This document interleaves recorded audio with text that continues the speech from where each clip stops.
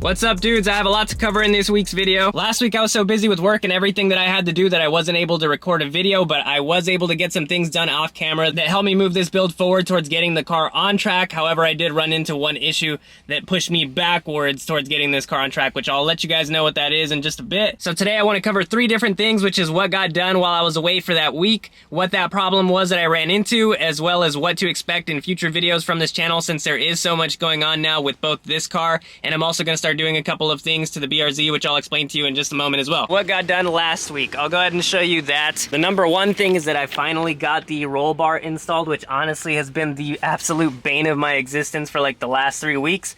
I started installing it myself and very quickly realized that installing a roll bar is definitely not a one-person job, at least not a one-person job for me. There's definitely a couple points there where having a helper would have been super helpful, but it's okay. I finally got it installed, and again, sorry I wasn't able to record it, but honestly, if I tried to record it, it would have taken so much longer than it already did, and I was so fed up with trying to get this thing installed that I just needed to get it done last week. So that's done now. I also got the rest of the interior back in, including the passenger seat, which I'm not sure if I'm going to leave in for drift days. I might end up actually taking the seat out, but for now, just to drive it around, I'm going to leave it in there so my girlfriend can get in, or any of my friends, they can all hop in and ride it with me in the car. But other than that, I have the steering wheel back in, the fire extinguishers in, the entire interior is all back together. The only thing that's not back together, and I think I'm actually just going to leave it like this, is the back. I don't think I'm going to end up putting any of the carpeting back in, or even that like shield that goes right here.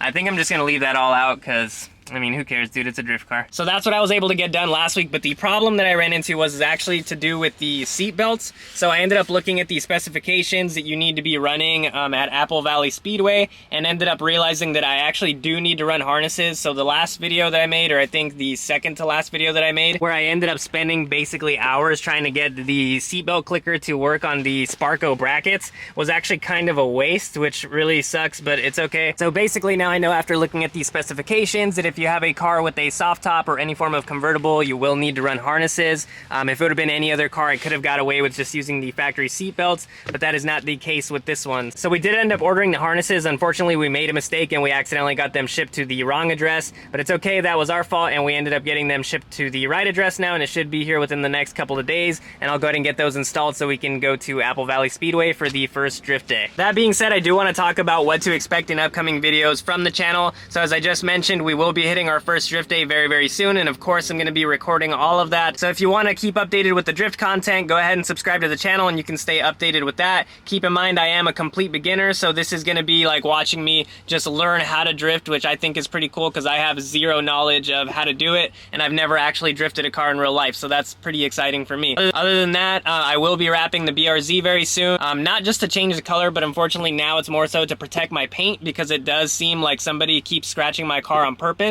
At least that's kind of what it seems like just from the scratches that I keep getting. They look like key marks that go across from one end of the car to the other end of the car, and it's pretty unfortunate, but that's what I'm dealing with right now. So more so just to protect my paint, I want to go ahead and move forward with getting the car wrapped as soon as possible, and you'll be seeing me actually install that myself on this channel. If you want to keep up with me wrapping the BRZ, then you'll also see that here very soon. That being said, to end off the video, I do want to say thank you to all the 88 people who have subscribed to my channel, and everyone who's liked, subscribed, commented on my channel. It's really cool seeing you guys interact with my channel and kind of just starting to build a small community, which I think is really dope. If you do want to keep updated with any of the stuff that's coming up, like the drift build, the drifting content, or the BRZ wrap, and anything that I do in the future, go ahead and subscribe to the channel, like, comment. I'd like to see you guys interact with the channel. It's really cool to see that, and yeah, I'll catch you in the next one.